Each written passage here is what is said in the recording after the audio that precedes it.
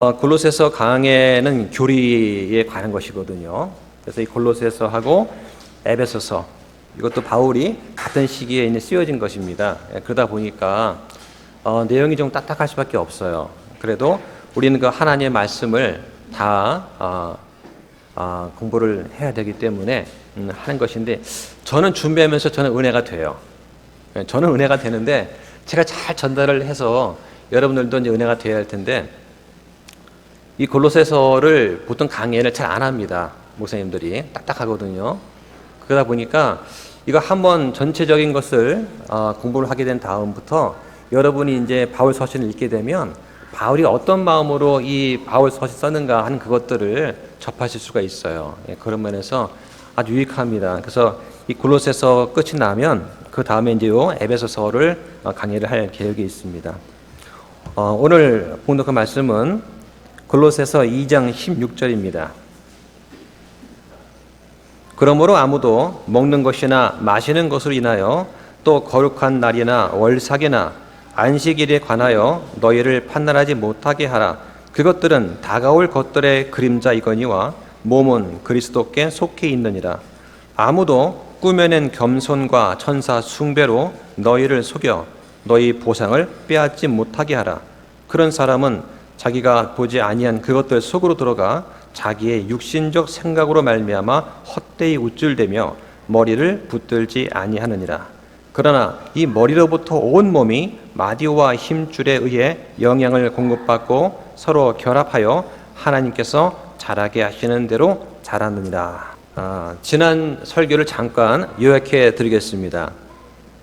지난주에 골로새서 2장 8절부터 10절까지 해서 바울은 영적 위험에 대해서 경계하라고 말을 하면서 그 이유를 세 가지를 말합니다. 첫 번째로 세상의 철학은 유치한 원리에 불과하다 하였습니다. 세상의 철학과 헛된 속임수는 사람들의 전통과 세상의 유치한 원리를 따른 것이다 하였습니다. 세상의 철학은 진리는 상대적인 것이다 라고 합니다. 그러나 기독교의 진리는 절대적이고 대타적입니다. 왜냐하면 그리스도만이 참 진리가 되시고 참 길이고 참 생명이 되시기 때문입니다. 둘째로 그리스도 안에 하나님의 신격의 모든 충만이 몸으로 거하신다고 하였습니다. 이 말은 그리스도의 본질이 하나님과 같다는 것을 말합니다. 그리스도는 참 하나님이시고 참 사람이 되시는 것입니다. 세 번째 이유는 우리가 그리스도 안에서 충만함을 부여받았다고 했습니다. 그래서 믿는 자들은 그리스도와의 참된 연합을 통해서 성령의 교제로 하나님의 본성에 참여한다고 말씀을 드렸습니다. 그리고 11절부터 15절까지는 바울은 침례를 말합니다. 그 침례를 통해서 그리스도께서 십자가의 죽으심으로써 율법의 빚을 대속하시고 영원한 승리를 거두었다고 말합니다. 또한 침례의 참뜻이 무엇이냐? 침례는 우리를 어떤 상태로 만드느냐? 침례가 주는 소망은 무엇이냐? 하는 것을 말씀을 드렸습니다. 그래서 첫째로 침례는 십자가의 승리를 나타내는 징표다고 했습니다. 바울은 성도의 침례와 그리스도의 죽음을 같은 의미로 보았습니다. 둘째로 십자가는 우리의 죄까지도 못 박아 없애는 무죄 선언의 징표다고 했습니다. 골로새 사람들은 그리스도를 믿기 전까지는 죄에서 방황했던 사람들입니다. 살아있으나 죽은 자들과 별로 다를 바가 없었습니다. 구원의 소망은 들어보지도 못했던 죄의 종들이었습니다. 그러나 이제는 그리스도를 믿음으로 침례를 받아서 깨끗하게 되었습니다. 셋째로 십자가는 죄의 율법뿐만 아니라 이 세상의 마귀들, 정서들과 권능까지도 무력하게 하였다고 하였습니다. 그래서 예수님은 죽음까지도 이기신 분이다. 우리가 구원을 얻는데 더해야 할 것은 아무것도 없다. 우리는 담대한 믿음을 갖고 살아가자라고 말씀을 드렸습니다. 오늘 이 시간에는 골로새서 7번째 강의가 됩니다. 제목은 아무도 너희 보상을 빼앗지 못하게 하라입니다. 요즘에 민식이법이 발효 중입니다. 그래서 학교 주변에는 제한 속도가 30km입니다. 제가 대구에 오게 되면 수도권에 비해서 과속하는 차량이 별로 안 보입니다. 오히려 제가 보는 차량이 고속도로를 타고 왔기 때문에 엄청 빨리 달리고 다른 차들은 천천히 가더라고요.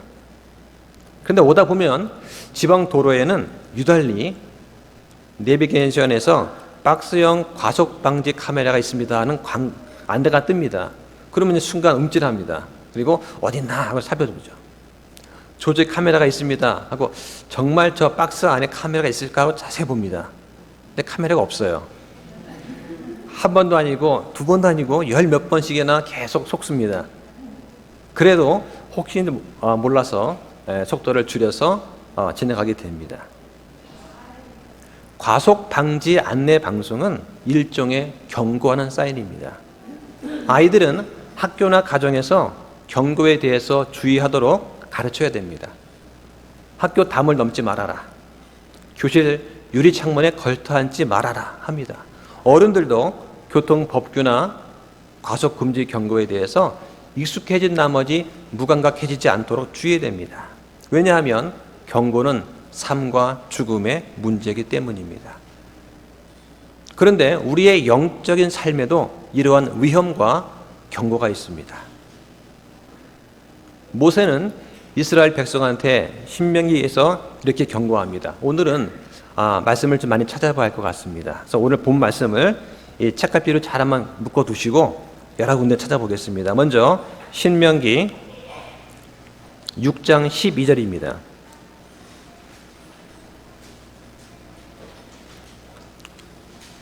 신명기 6장 12절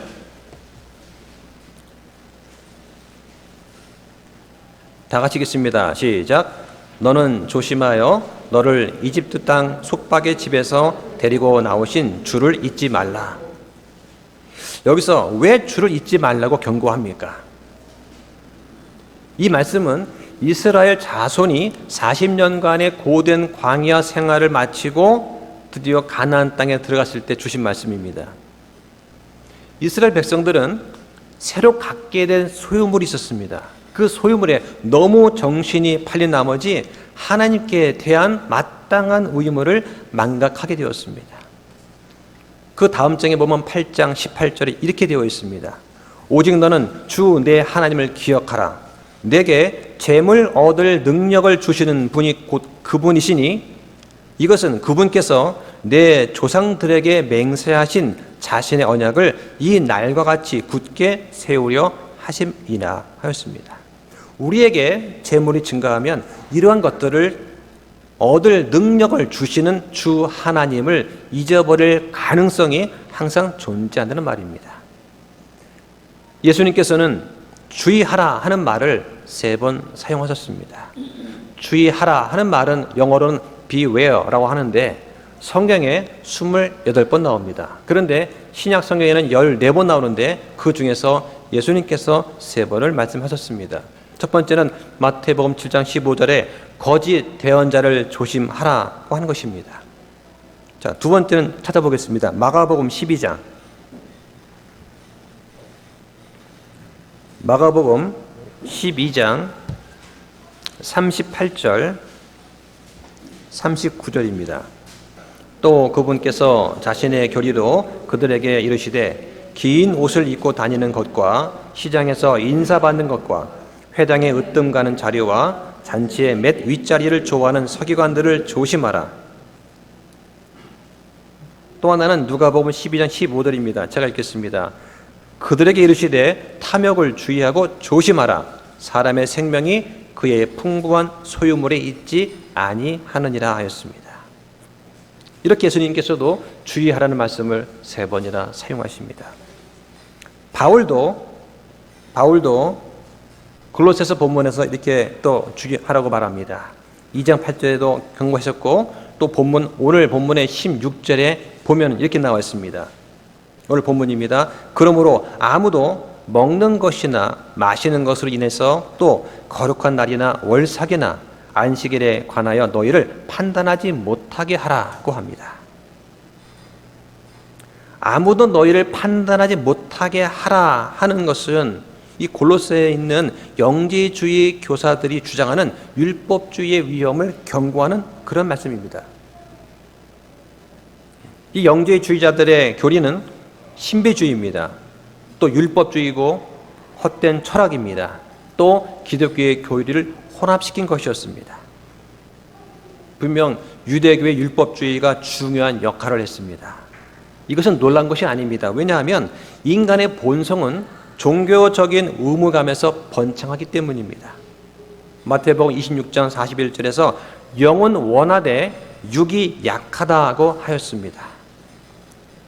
사람은 영적인 일을 하는 데는 육이 약합니다. 그러나 종교적인 규칙과 규례, 예를 들면 새벽 기도라든가 11조 내는 것, 철학 기도 같은 것들을 행하는 데서는 육은 엄청 강합니다. 종교적인 틀에 얽매이는 것은 자신의 의를 드러내는 사람한테 만족감을 줄 수 있기 때문입니다. 바울도 나는 율법에 관해서는 바리새인이라고 할 정도였습니다. 지금도 개신교에서는 40일 새벽기도, 40일 금식, 천번제 헌금 이런 것들을 하고 있습니다. 이런 문제에 대해서 바울은 본문에서 어떻게 말하고 있습니까? 한번 살펴보겠습니다. 다시 한번 16절에 보면 바울은 그러므로 하는 말로 시작을 합니다. 이것은 앞에 있는 말과 연결되는 말입니다. 우리가 가지고 있는 이 자유의 그 기초는 무엇입니까? 바로 예수 그리스도의 신격과 하신 일입니다. 골로새서 2장 9절에 보면 하나님의 신격의 모든 충만이 그리스도의 몸 안에 거하신다고 하였습니다. 또 14절에는 예수님은 우리를 대적하고 우리를 반대하던 규례들을 손으로 기록한 것을 지우시고 그것을 길에서 치우사 그분의 십자가에 못 박으셨다고 하였습니다. 믿는 자들인 우리는 율법 아래 있지 않고 은혜 아래 있습니다. 골로새에 있는 이방인들은 한 번도 모세 율법 아래 있어 본 적이 없었습니다. 율법은 오직 이스라엘 백성에게 주어졌기 때문입니다. 그런데 이상하게도 골로새 교인들은 자신들이 그리스도인이었음에도 불구하고 자신을 복종시켜서 유대교의 율법주의를 따르고자 하였습니다. 바울은 갈라디아 교회에 있는 이방인들도 같은 문제가 있다는 것을 알게 되었습니다. 그래서 갈라디아서 3장 1절에서 갈라디아 교인들한테 편지를 보내면서 유대교 율법주의를 책망합니다. 한번 찾아보겠습니다. 갈라디아서 3장 1절입니다. 오 어리석도다 갈라디아 사람들아, 예수 그리스도께서 십자가에 못 박히신 것이 너희 가운데서 너희 눈앞에 분명하게 제시되었거늘 누가 너희를 꾀어 너희가 진리에 순종하지 못하게 하더냐 하였습니다. 여기 오 어리석도다라는 말을 시작합니다.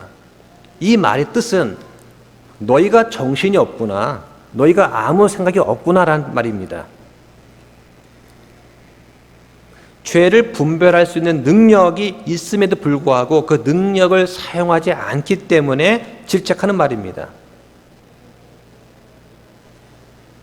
너희 눈앞에 분명히 제시되었다는 이 말은 바울이 과거에 편지를 통해서나 직접 방문해서 복음에 대해서 공공 게시판에 딱 게시하듯이 그림을 그려서 직접 보여준 것처럼 자세하고 분명하게 언급하였다는 것을 말합니다. 그런데 누가 너희를 꾀어서라고 말합니다. 이것은 너희를 깬 거짓 교사가 누구냐라는 말이 아닙니다. 오히려 어떻게 그렇게 분명한 복음의 핵심을 너희가 들었는데 그 복음을 너희가 잃어버릴 수 있느냐라고 책망하는 말씀입니다. 지금 유대교 율법에 따라서 살지 않는다고 믿는 자들을 판단하는 영지주의자들은 사실은 예수 그리스도를 판단하고 있습니다. 우리 보고 사도신경이나 주기도문 하지 않는다고 비난하고 이단시하는 그런 사람들은 사실은 예수님이 세우신 신약 교회를 판단하고 있는 것입니다. 그들은 요한복음 19장 30절에서 예수님께서 십자가상에서 식초를 받으신 후에 다 이루었다고 하셨음에도 불구하고 그리스도께서 십자가에서 구원의 사역을 다 끝내지 못했다고 말하고 있는 것입니다. 그리고 우리가 그 구원의 사역에 무슨 행위를 더해야 한다고 말하고 있는 것입니다. 영지주의자는 또한 예수 그리스도께서 그리스도인에게 필요한 모든 영적인 필요를 충분히 채워주지 못하고 있다고 속이고 있습니다. 다시 말해서 예수님 한 분만으로 만족할 수 없다고 거짓말을 하고 있는 것입니다. 그리고 골로새에 있는 이 거짓 교사들은 율법을 지키려고 하는 모든 사람들한테 더 깊은 영적인 삶을 알려주겠다, 그런 삶을 살게 해주겠다라고 말하고 있습니다. 겉보기에 그들의 전통과 관습은 영적인 것처럼 보일 수 있어요. 그러나 실상은 그들의 전통과 행위는 영적으로 아무런 유익을 가져다 주지 못했습니다. 본문 16절에 아무도 너희를 판단하지 못하게 하라고 말합니다. 율법주의는 속박하는 것입니다. 베드로는 이것을 가리켜서 우리 조상들이나 우리나 능히 매지 못하던 멍에를 제자들의 목에 두려는 것이라고 말했습니다. 그리고 바울은 갈라디아 사람들에게도 똑같은 표현을 씁니다. 한번 읽어보겠습니다. 갈라디아서 5장 1절을 한번 찾아보겠습니다. 그리스도께서 자유로 우리를 자유롭게 하셨으니 그러므로 그 자유 안에 굳게 서고 다시 속박의 멍에를 매지 말라. 이런 율법주의는 먹는 것과 마시는 것에 관련되었습니다. 구약 체계에서는 어떤 음식은 깨끗하고 어떤 음식은 불결한 것이었습니다. 그러나 예수님께서는 음식 그 자체는 중립적이다라고 말씀하십니다. 사람의 마음에서 나오는 것이 그 사람을 더럽게 하는 것이지 씻지 않은 손으로 음식을 먹는 것은 더럽게 하지 않는다라고 말씀하십니다. 또한 바울도 음식은 우리를 하나님 앞에 내세우지 못한다고 하였습니다. 바울이 말하는 것은 어떤 음식을 우리가 먹지 않는다고 했을 때 그게 더 건강하다고 느낀다면 그런 음식을 삼가고 몸을 잘 돌보라는 그런 말씀입니다. 그리고 그런 음식을 먹는 사람이 있을 때 그 사람을 판단하지 말라는 것이죠. 그 음식을 먹는 사람을 보고서 저 사람이 과연 경건한 영적인 삶을 살고 있을까라고 의심해서도 안 된다는 말입니다. 그런데 율법주의 시스템은 먹는 것뿐만 아니라 날에 관한 것도 포함시켰습니다. 거룩한 날들은 절기를 말합니다. 레위기 23장에 유월절과 무교절, 초실절, 오순절, 나팔절, 속죄일, 장막절 등을 지키는 것을 말하는 것입니다. 이런 절기에 대한 것은 오늘 오후 예배 때 자세하게 설명을 드리겠습니다. 월삭이라고 하는 것은 음력 초하루를 말하는 것입니다.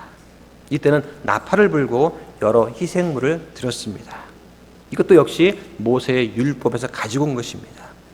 구약에서 유대인들은 안식을 지키라고 명령을 받습니다. 안식일은 일주일 중에 7째 날입니다. 즉 토요일에 해당합니다. 그래서 일요일을 그리스도의 안식일이다 라고 말하는 것은 틀린 것입니다. 우리는 주일이라고 부릅니다. 그럼 주일은 뭐냐? 에스라 성경 사전에 보면 주일에 대해서 이렇게 나와 있습니다. 하나님께서 온 우주 만물을 6일 동안에 창조하시고 하루를 쉬었으므로 그리스도인들은 몸과 정신의 건강을 위해서 또 하나님께 한 날을 거룩히 구별하여 경배 드린다 하는 안식일의 원리를 살리기 위해서 세상 일을 접고 하루를 쉬는 것이다 이렇게 말합니다. 주일은 주님께서 인류를 구속하기 위해서 십자가에 죽으셨다가 부활하신 날입니다. 그래서 그리스도인들은 이런 소망의 부활을 기념하고 기대하면서 세상 일을 하루는 제쳐두고 거룩하게 예배 드리는 날로 구분하는 것입니다. 쉬는 날이 토요일에서 일요일로 바뀐 것은 주님의 부활 사건 이후에 이루어졌습니다. 이 주의 첫날에 예수님께서는 모여있던 제자한테 먼저 나타나셨고 또 한 주일 지나서는 도마를 포함한 여러 명한테 또 나타났습니다. 요한은 계시록 1장 10절에서 이 날을 주의 날, 곧 주일이라고 불렀습니다. 그래서 요한의 계시록 이후부터 일요일이 주일로 된 것입니다. 계시록은 주후 96년에 기록되었습니다. 그러니까 거의 AD 100년부터 주일이 존재했던 것입니다. 초기 기독교의 사람들은 한결같이 주일을 경배 드린 날로 지켰습니다. 그래서 그 당시에 로마에서 박해받던 그 사람들한테 하던 말이 있습니다. 네가 오늘 주일을 지켰느냐? 이렇게 물어보는 것이죠. 그러면 그리스도인들은 내가 그리스도인이기 때문에 주일을 지키지 않을 수 없습니다 라고 답변을 했다는 그 말 자체가 기록이 되어 있습니다. 이사야서 1장 13절도 보면은 유대인들은 월삭과 안식일과 집회를 보였습니다. 유대인 종교는 달력에 묶여 있었습니다. 율법은 이스라엘 초기 국가 당시에는 이스라엘 사람들을 가르치고 훈련시키는 일종의 훈육 선생이었습니다. 그러나 지금은 예수님이 오셨고 믿음이 온 뒤에는 우리가 더 이상 훈육 선생 아래 있지 않다고 갈라디아서 3장 24절에 말하고 있습니다. 그러면 이런 구약의 율법이 더 이상 우리한테는 아무 관련이 없느냐? 그렇지는 않습니다. 율법은 하나님의 거룩하심을 드러내는 것입니다. 그리고 예수 그리스도를 드러냅니다. 한번 찾아보겠습니다. 누가복음 24장 보겠습니다. 누가복음 24장 25절부터 27절까지입니다. 이에 그분께서 그들에게 이르시되 오 어리석고 대언 자들이 말한 모든 것을 마음에 더디 믿는 자들이여, 그리스도가 이런 일들로 고난을 당하고 자기의 영광에 들어가야 함이 마땅하지 아니하냐 하시고, 모세와 모든 대언자들의 글에서 시작하여 모든 성경 기록들을 해서 자기에 관한 것들을 그들에게 풀어 설명해 주시니라. 이 장면은 예루살렘에서 엠마오로 가는 길에 예수님께서 두 제자에게 나타나서 하신 말씀입니다. 예루살렘에서 엠마오까지는 오늘날 거리 환산하면 약 3시간 거리입니다. 그 3시간 길을 걸어가면서 예수님께서 저자 직강으로 옆에서 직접 말씀하시면서 모세부터 대언자의 글까지, 즉 창세기부터 대언자 말라기 마지막 글까지 구약 율법 전체를 통해서 예수님에 대해서 언급해 있는 부분을 하나하나 언급하시면서 말씀해 주고 계시는 뜻입니다. 그 얼마나 가슴 벅찬 일입니까? 이 말씀의 저자이신 예수님께서 직접 오셔서 예수님에 대해서 그 제자한테 자세하고 친절하게 하나하나 말씀해 주시는 거죠.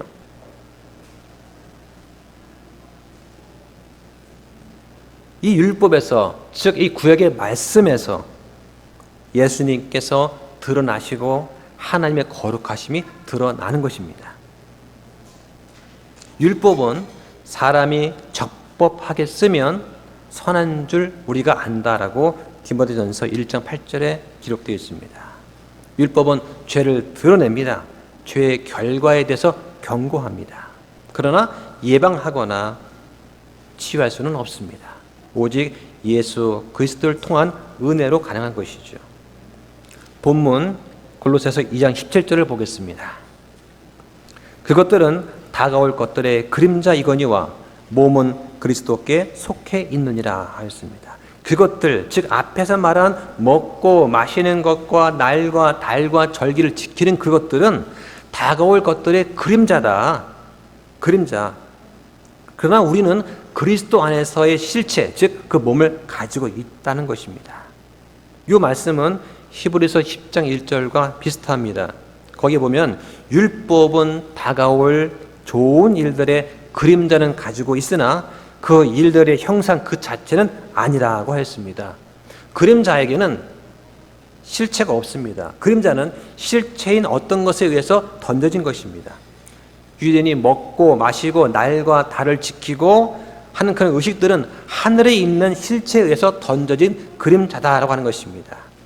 그리고 이렇게 다가올 좋은 일들은 실체와 같은 의미로 새 언약으로 이루어졌다는 것입니다. 바울은 그러한 그림자가 이제는 역할을 다했다.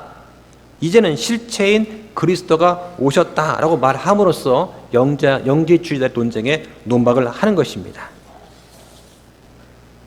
바울이 말하는 것은 우리에게 이미 그리스도 안에서 실체를 갖고 있는데 왜 너희들 다시 그런 그림자 속으로 다시 날과 달과 저기를 지키는 그 그림자로 다시 돌아가려고 하느냐라고 책망하는 것입니다. 왜 율법주의가 사람들의 마음을 끄는 걸까요? 율법주의가 인기 있는 것은 사람의 영적인 삶의 수준을 측정할 수 있기 때문입니다. 또한 그것에 대해서 자기를 자랑할 수 있기 때문입니다. 저 사람은 영적이야. 영적으로 성숙했어. 매일 새벽기도 나와. 철야기도 하고 매월 11조를 드리고 주차봉사도 해. 그런 것들은 겉으로 드러난 것입니다. 다른 사람을 나보다 더 낮게 여기고 겸손한 것, 그리고 좋은 일이 있다고 해서 희희낙낙하지 않고 안 좋은 일이 있다고 해서 낙심하지 않는 것, 그것이 성령의 9가지 열매 중에서 절제입니다. 다른 사람에게 덕을 세우는 말을 하는지 다른 사람을 실족시키지 않는지 이것은 조금만 대해보면 금방 알 수 있습니다. 금방 드러나는 것입니다. 겉과 속이 다른 사람, 이런 사람이 위선자입니다. 바리새인이고 율법주의자입니다.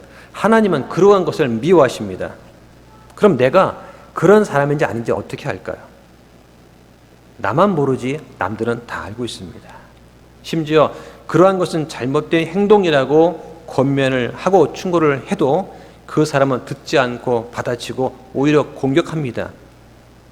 그럼 우리는 어떻게 해야 될까요? 고린도전서 10장 12절을 보겠습니다. 고린도전서 10장 12절 말씀에 그런즉 스스로 서 있는 줄로 생각하는 자는 넘어지지 않도록 주의할지니라 하였습니다. 그런 즉이라는 말은 그 앞에 있는 구절에서 이스라엘 백성이 광야를 지나서 가나안 여행할 때 이스라엘 백성이 했던 그 악한 일들을 말하는 것입니다. 그 악한 일이 뭐였냐? 우상 숭배하는 것, 음행하는 것, 하나님을 시험하는 것, 하나님을 불평하는 그 일들을 말하는 것입니다.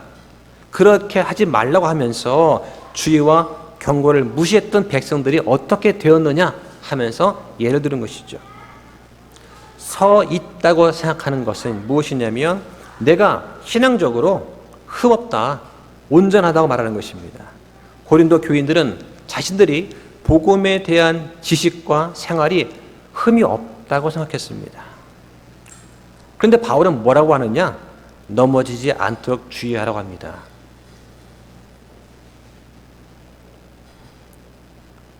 공원에 놀이터에 가보면 부모가 어린 아이를 데리고 옵니다. 아이들은 아장아장 걸어요.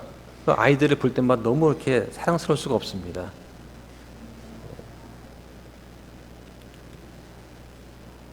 그런데 그 아이들이 아장아장 걷다가 털썩 주저앉아 넘어집니다. 왜냐하면 아직 스스로의 힘으로 일어설 능력이 없기 때문이죠.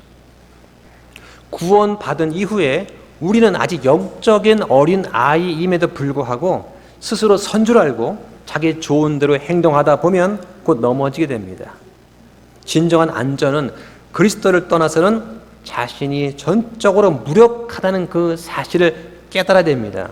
그리고 죄의 권세에서 구원받기 위해서 성령의 지속적인 도우심이 필요하다는 것을 날마다 인정해야 됩니다. 이것이 바로 자기를 부인하는 것입니다. 본문 18절을 보겠습니다. 골로새 2장 18절에 아무도 꾸며낸 겸손과 천사 숭배로 너희를 속여서 너희 보상을 빼앗지 못하게 하라. 그런 사람은 자기가 보지 아니한 그것들 속으로 들어가 자기의 육신적 생각으로 말미암아 헛되이 우쭐댄다고 했습니다. 여기서 속인다라는 단어가 나옵니다. 이것은 운동 경기에 사용하는 용어입니다. 운동선수가 규칙을 지키지 않아서 심판이 옐로우 카드를 빼들고 레드 카드를 빼들어서 자격을 박탈할 때 쓰는 말이 이 말입니다. 너 속였지? 너 규정을 어겼어? 하면서 심판이 카드를 내보는 것입니다. 이게 속이는 것이죠. 당시 경기장에서 규칙을 위반한 출전 선수는 로마의 시민이 될 수는 있었습니다. 하지만 상을 타는 영광은 받지 못했습니다. 다시 말해서 하나님의 명령에 순종하지 않는 그리스도인은 구원을 잃어버리지는 않습니다. 하지만 하나님께 인정받지 못하고 신실한 자에게 주시는 약속된 보상을 잃어버립니다. 구속받은 모든 사람은 영존한 생명을 기본 상급으로 받지만 그 외에 영광의 왕국에서 우리가 받게 되는 그런 상급에 대해서는 손실이 있다는 얘기죠. 이것은 문화의 비유에서 알 수가 있습니다. 여러분들도 달란트와 문화의 비유 잘 알고 계시지 않습니까? 달란트의 비유는 마태복음 25장에 나옵니다. 이 마태복음은 유대인을 대상으로 쓰여진 글입니다. 달란트는 각각 개인마다 주어진 양이 다릅니다. 이 달란트를 잘 사용하면 주인의 기쁨에 참여하는 상을 받게 됩니다. 이 달란트는 은혜로 주어지는 것입니다. 그래서 이 달란트는 교회 섬김의 기회가 됩니다. 우리도 누구는 찬양을 인도하고 누구는 반주를 하고 누구는 주방을 섬기며 누구는 컴퓨터를 잘 다루고 누구는 권면을 잘하고 위로를 잘합니다. 또 어떤 분은 잘 대접을 합니다. 또 저는 말씀을 전합니다. 이건 달란트입니다. 그러나 문화는 달라요. 누가복음 19장에 보면 문화의 비유가 나옵니다. 문화는 누가복음은 이방인을 대상으로 쓴 글입니다. 누구나 동일한 양의 문화를 받습니다. 1문화씩 다 받습니다. 그런데 보상이 달라요. 어떤 사람은 1문화를 가지고 10문화 남긴 사람은 10개의 도시를 다스리게 됩니다. 또 어떤 사람은 5도시를 다스립니다. 이것은 무슨 말이냐면 복음을 전하는 기회를 말하는 것입니다. 그런데 1문화를 받아서 수건에 싸서 잘 보관해 둔 사람이 있었습니다. 주인은 와서 그 1문화를 10문화를 가진 자한테 뺏어 죽었습니다. 이것은 무슨 말합니까? 구원은 받았어도 주님을 위해서 아무런 일도 하지 않은 그런 사람을 상징하는 것입니다. 하나님을 섬기는 사람한테 보상을 약속해 주신 것은 하나님의 은혜로운 행위십니다. 은혜는 받을 자격이 없는 자한테 주어지는 것입니다. 우리가 보상을 받든지 않든지 간에 우리는 마땅히 받아야 할 심판에서 우리를 구원해 주신 하나님께 감사를 드려야 됩니다. 성경에 나오는 대부분의 하나님의 종들은 보상을 바라지 않은 채 사랑과 헌신하는 마음으로 주를 섬겼습니다. 우리 모두는 나중에 그리스도처럼 영원한 몸을 갖게 될 것입니다. 그건 누구한테 주어지는 동일한 보상입니다. 그러나 지옥에서의 형벌의 정도가 다른 것처럼 하늘의 왕국에서 우리에게 주어지는 영광의 정도도 다를 것입니다. 지금 바울이 본문에서 마음에 두고 있는 것은 바로 이 신비주의에 대한 위험을 말하는 것입니다. 이 신비주의자들은 하나님의 말씀과 성령님으로부터 완전히 분리되어서 사람이 영적인 세계와 즉각적인 그런 체험을 할 수 있다, 또 그걸 공유할 수 있다고 믿었습니다. 그래서 골로새에 있던 거짓 교사들은 환상을 보고 천사들과 접속을 하려고 했습니다. 하나님의 말씀과 성령을 우회해서 피해서 그들은 온갖 종류의 마귀적인 활동에 자신을 개방했습니다. 그것이 가능한 이유는 무엇일까요? 그들은 거짓 사도요, 속이는 일꾼이며 사탄도 자기를 빛의 천사로 가장하기 때문입니다. 본문 18절에 그것들 속으로 들어가 하는 그 말은 신비적인 종교에서 사용하는 그런 말입니다. 이 뜻은 무엇이냐면 내면적 영역에, 신비한 내면적 영역에, 종교의 신비에 들어간다는 뜻입니다. 한번 생각해 보십시오. 하나님 앞에 내가 나가기 위해서 어떤 절차가 필요합니까? 어떤 입문이식을 치러야 하는 건가요? 누구한테 허락을 받아야 됩니까? 우리는 예수님의 피를 힘입어 새롭고 살아있는 길로 지성소에 들어갈 담대함을 갖고 있습니다. 필요한 때 도우신 은혜를 얻기 위해서 은혜 왕대로 우리는 담대 나갈 수 있습니다. 그래서 본문에 천사 숭배라는 말이 나오는데 이 천사가 누구냐? 천사는 우리를 섬기는 그런 영적인 존재입니다. 천사는 히브리서 1장 14절처럼 그들은 다 구원의 상속자가 될 자들을 위해서 섬기라고 보내어진 섬기는 영들입니다. 천사는 절대로 섬길 대상이 아닌 것입니다. 그런데 천주교는 천사를 숭배하죠. 이 영지주의자들의 신비적인 의식은 거짓된 겸손으로 포장이 되어 있었습니다. 왜냐? 내가 감히 하나님께 직접 나갈 수 없다. 그만큼 나는 선하지 못하다. 그래서 여러 천사들 중 하나와 함께 나는 영적인 삶을 시작하겠다라고 말하는 것입니다.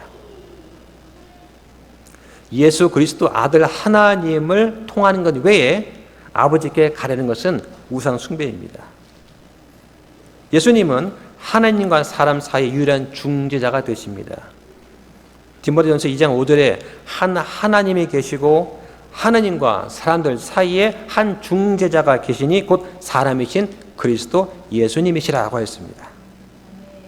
천주교처럼 천사를 숭배하고 성인들을 경배하고 숭배하는 것은 자신의 겸손을 증명하는 것이 아닙니다. 왜냐하면 그들은 하나님의 말씀의 권위에 복종하지 않고 있기 때문입니다. 그들은 사람이 만든 전통을 하나님 말씀에 대체시켜 버렸습니다. 그리고는 자신의 육신적인 생각 때문에 우쭐대고 있는 것입니다. 진정한 예배는 언제나 사람을 겸손하게 합니다.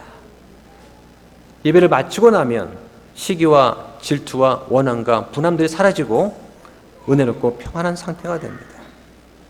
사람의 의지는 하나님의 부르신 목적에 순종하게 됩니다. 그래서 주님, 내가 가겠습니다. 나를 보내주십시오. 라는 고백이 나와의 정상인 것입니다.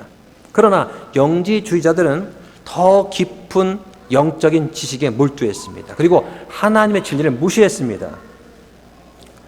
그들이 가지고 있는 내적인 신비는 자신의 머리만 크게 만들었고 뜨거운 마음이나 복종하는 의지는 갖고 있지 못했습니다. 다시 본문 19절을 보겠습니다. 머리를 붙들지 아니하느니라. 그러나 이 머리로부터 온 몸이 마디와 힘줄에 의해서 영양을 공급받고 서로 결합하여 하나님께서 자라게 하시는 대로 자라느니라. 만일 믿는 자가 그리스도와 다른 그리스도인들로부터 분리되어 있다면 그는 영적인 영향을 받지 못합니다. 그는 약해집니다. 교회 나오지 않고 혼자서만 믿음 생활을 하는 사람들 있습니다. 곧 주님 오실 텐데 뭐하러 교회를 나오냐, 그런 사람이 있습니다. 그런 사람은 첫째, 성장할 수 없습니다. 둘째로, 남을 세워줄 수가 없습니다. 교회에 나와서 예배하고 말씀을 들으면서 내가 성장하고 다른 형제 자매를 내가 세워주는 것입니다. 그게 교회에 나는 목적이지요. 그런데 거짓 교사들은 이 머리가 되시는 그리스도를 붙들지 아니했다고 했습니다. 자신들은 영적인 전문가라고 생각했습니다. 그것은 교만이고 자기의 만족인 것이죠. 여러분이 가지고 있는 영적인 선물이 달란트가 무엇이든지 간에 여러분은 교회에서 중요한 멤버가 됩니다. 보이지 않는 곳에서 수고하고 섬기는 일이 여러 사람 앞에서 드러내서 섬기는 그 분들보다 훨씬 더 중요한 것입니다. 수고는 하되 남들이 보지 않는 곳에서 해야 됩니다. 그리고 사람의 칭찬을 기대하지 마십시오. 하나님이 주실 보상이 없습니다. 우리가 그리스도의 영적인 자원에 의지하는 것은 예배와 기도와 말씀을 통해서입니다. 그래서 우리는 우리의 영적인 선물과 달란트를 행사할 수 있는 지역교회의 멤버가 되어야 되는 것입니다. 그래서 고린도전서 12장 7절에 보면은 각 사람에게 성령의 나타나심을 주신 것은 그것으로 말미암아 모두가 유익을 얻게 하려 하심이라고 했습니다. 신약 성경은 지역교회 밖에 있는 고립된 성도들에 대해서 전혀 언급하지 않습니다.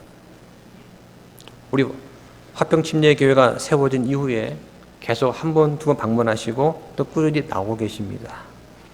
그러나 지역교회에 있으면서도 머리가 되신 그리스도와 영적 몸의 영향에 의지하지 않을 수도 있습니다. 이 지역교회 구성원들이 그리스도를 섬기고 성령에 복종을 하고 말씀에 복종하지 않으면 그 사람들은 머리가 되시는 예수 그리스도의 삶을 경험할 수가 없습니다. 사람들을 끄는 이 종교 신비주의는 사람의 마음을 유혹합니다. 남들은 모르는 신비를 가르쳐주겠다. 어떤 비밀스러운 내면에 입문시켜주겠다. 그리고 영적인 세계와 접촉시켜주겠다 하는 것은 흥미로워 보입니다.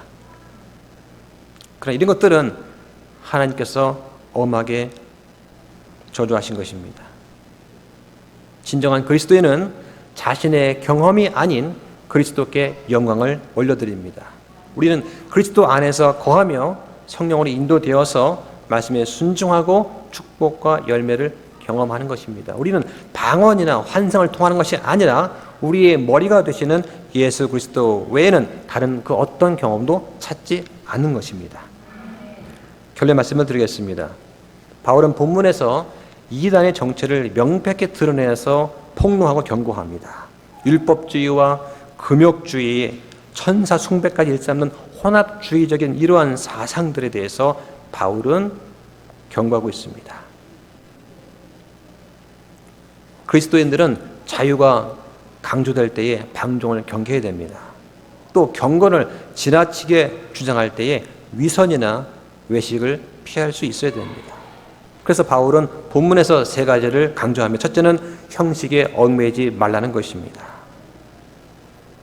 유대인들은 절기나 날 같은 것들은 반드시 지켜야 한다는 것은 알고 있었습니다. 그런데 왜 지켜야 하는지는 몰랐어요.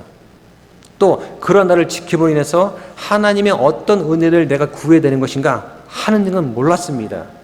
그래서 율법의 규정이나 날을 지키는 그런 것에 대해서 맹종했던 것이고 그 결과 위선과 외식이 나왔던 것입니다. 바울은 단호하게 그런 생각이 잘못된 것이다 라고 말합니다. 그리고 그런 의무에 속박을 받을 필요가 없다고 말합니다. 둘째로 위선과 우상 숭배를 멀리해야 됩니다.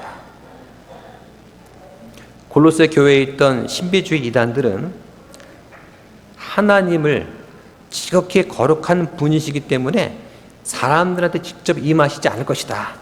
그래서 하나님보다는 열등하지만 사람보다 뛰어난 요 천사라는 그런 존재를 두고서 그걸 발판 삼아서 하나님께 나아가려고 했습니다. 그래서 천사 숭배에 대한 교리를 강조했습니다. 그것이 겸손한 것이다 라고 주장을 했습니다. 얼핏 듣기는 그럴듯하지만 하나님 외에 그 어떤 존재도 숭배의 대상이 될 수가 없다는 것을 기억해야 합니다. 셋째로 그렇게 하기 위해서 우리는 그리스도와 연합해야만 합니다. 성도가 바르게 자라는 유일한 방법은 그리스도와 연합하고 주님이 주시는 힘만으로 살고자 애써야 됩니다. 거짓된 교리는 하나님 중심에서 사람 중심으로 옮기려고 하는 것이 특성입니다. 그래서 성도인 우리가 진리의 말씀 중심의 삶을 고집할 때 바르게 신앙이 성장하게 됩니다. 화평침례교회 성도 여러분도 우리의 머리가 되시는 예수 그리스도와 온전히 연합해서 주님이 주시는 그 힘과 은혜로 한 주간 힘차게 살아가시기를 예수님 이름으로 축원합니다. 기도하겠습니다.